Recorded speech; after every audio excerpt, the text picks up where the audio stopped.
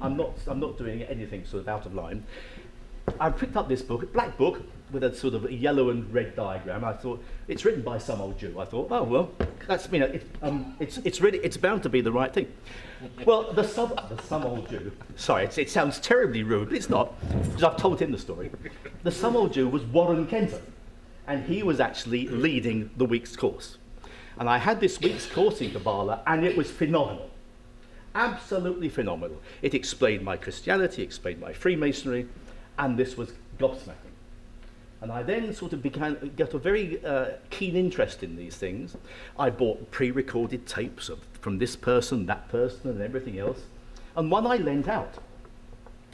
And I lost it, or he lost it. So I wrote off to this guy and said, this tape has been lost. You know, can you let me have another one? And the guy wrote back and said, oh, dear John, by all means, here is your tape. It would be churlish of me to charge you for it again. He said, by the way, he said, do you still work in Bishop Stortford? That's the place, right? Do you still? He said, because I think you treated me once as an emergency for my teeth. Best wishes, Gareth Knight.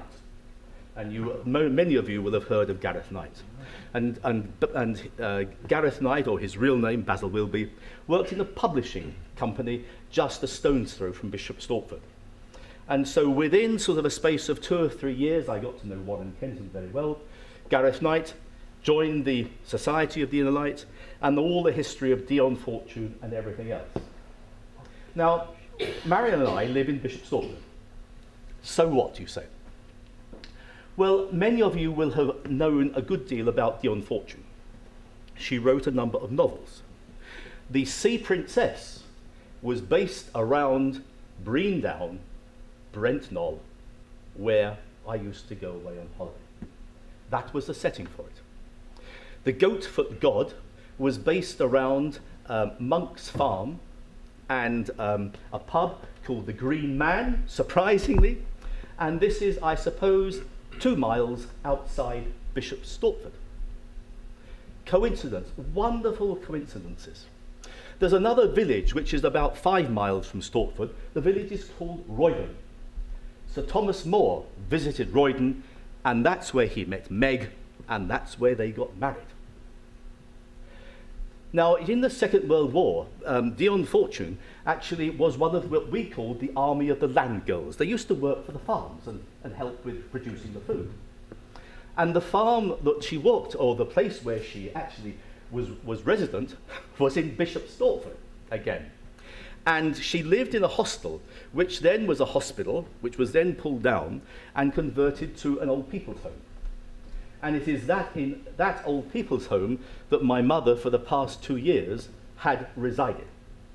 And so I often thought when I used to visit Mum, I am walking along the same pathway, albeit in a different time. I'm walking along the same space that Dion Fortune walked. Now, what is the relevance of all of that? The relevance is just in the word if. The word if is something to do with the personality. In this sort of pattern of life, which when you get to my age you can reflect on, that is of a higher level. And each of you will see there is a pattern working through your life. Things seemingly unconnected are connected. You are where you are because this is where you need to be. And everybody, if they look, will find a pattern through life. And the ifs, the buts, and the rest of it is neither here nor there. I first met my wife, Marion, some 30 years ago. It wasn't the right time. It wasn't the right pace. We never saw each other for 20 years. And then, 7 years ago, we met again. And it was the right time. And it was the right place. There is a pattern in all of our lives. What is the relevance of this? The relevance of all of this is in our name, or in my name, SRIA. SRIC, MSRICF. The problem is that we have a little word which is in. Societas Rosicruciana in Anglia. Societas Rosicruciana in Canada. No. Societas Rosicruciana of Anglia. Societas Rosicruciana of Canada. Of Civitatibus Federatis.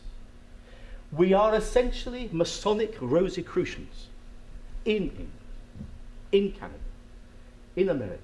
And this is where so many have fallen down, because what we should have is an act of fellowship, an amity between us all, America, Canada, England, Gallia, Romania, and Portugal, because we all work the same rituals. We all follow the same path. And if there is any ideal, any wish that I personally have, which I can bring to this part of the world, it is that it is my dearest wish that every 2 or 3 years, the supreme Magi of all of these societies should meet in absolute fraternal harmony. Because this way, we can demonstrate the acts of love which exist in our societies and which we can then show and communicate to the rest of the world. And this, to me, is the essence of Rosicrucianism. I don't care what happened in the past. I don't care whether Fred Bloggs back in the yon fell out with Joe Soap. It's immaterial. We are here now, and we have the opportunity, as comparatively new Supreme Magi, to draw a line under the past. And this is what I would love to see, that we all have a new beginning, a new start. We all work in fraternal harmony, and we can show to the world. Don't listen to what a guy says. Watch what we all do. And live by example. And that, fratres, is what I would dearly like. And this is the message that I would bring to you from the old country. And I would hope that we can follow this through and we can act and live in this fraternal harmony. Fratres, ladies and gentlemen, thank you very much. Bravo!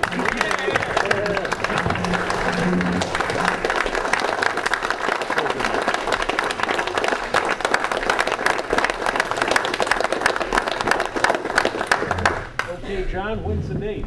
I think our meeting's in February, isn't it? Listen, I can have most of them there. That's great. Let's go for it. Are you coming? I'm coming. Well, there we are. We're here.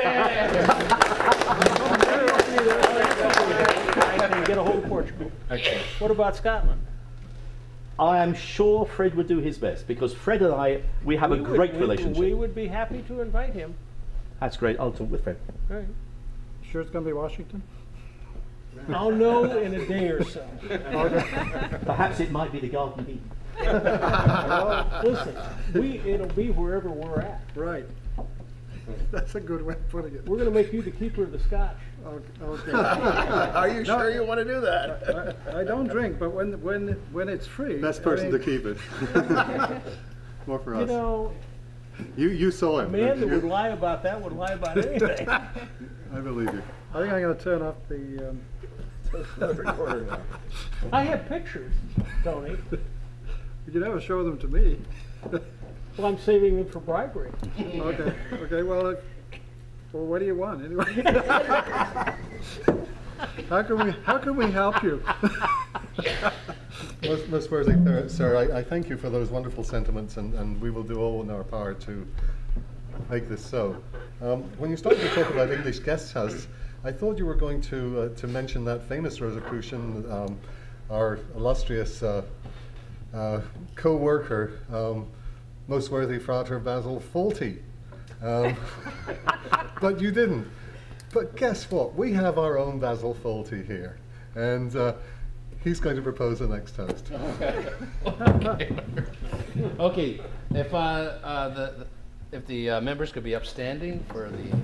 This is a toast to the Supreme Magus of Canada, in the person of Niall. Good. So the battery is 3 and 2.